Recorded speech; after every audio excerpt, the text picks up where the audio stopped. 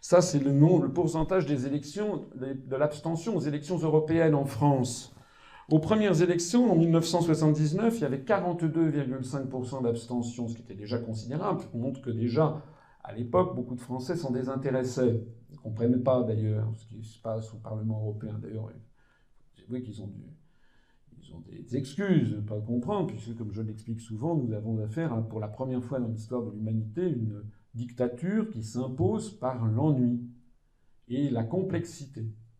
D'ailleurs, quand vous êtes autour de vous, si vous parlez à des amis, de la famille, ah, vous dites, oh, tiens, je vais te parler un truc, tu sais, j'ai appris, là, j'ai écouté une conférence d'un type, là, il parle de l'article 63 du traité sur le fonctionnement de l'Union européenne qui interdit les... Oh là, ouais, tu me prends la tête, là, qu'est-ce que c'est que ça? Non, non, moi, c'est compliqué, là, les gens ne veulent pas. Nous avons donc l'affaire, c'est vraiment très intéressant, hein, je le disais déjà hier soir, ça renvoie Staline, Hitler, tous les grands dictateurs du monde au rang d'amateurs.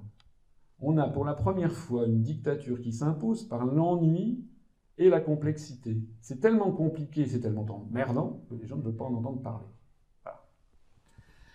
Alors ça, c'était l'évolution donc de l'abstention. Il est intéressant de le croiser avec l'évolution du pourcentage de députés français parmi les députés au Parlement européen. Et vous voyez que le nombre de députés, le pourcentage de députés français a diminué au fur et à mesure des élargissements. En 1979, il y avait encore à peu près un député au Parlement européen sur 5 qui était français.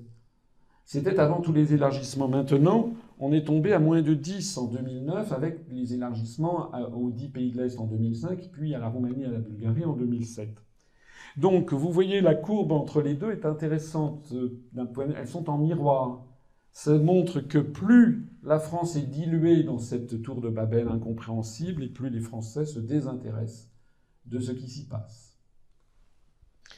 Plus le temps passe, plus l'Europe s'élargit, plus les Français s'en désintéressent. À ce rythme, vous avez ici une droite de régression linéaire, c'est un peu mathématique, hein, ma conférence aujourd'hui. Eh bien, à ce rythme, l'abstention devrait mathématiquement atteindre 100% dans 63 ans. C'est-à-dire qu'aux élections de 2074, il n'y aurait plus une seule personne qui irait voter. Ça se passera évidemment pas comme ça, puisqu'il y a un proverbe qui s'applique, vous savez, en termes boursiers.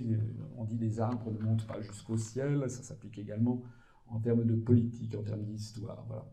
Il y aura forcément, on lit dans ces évolutions, il y aura forcément une rupture quelque part.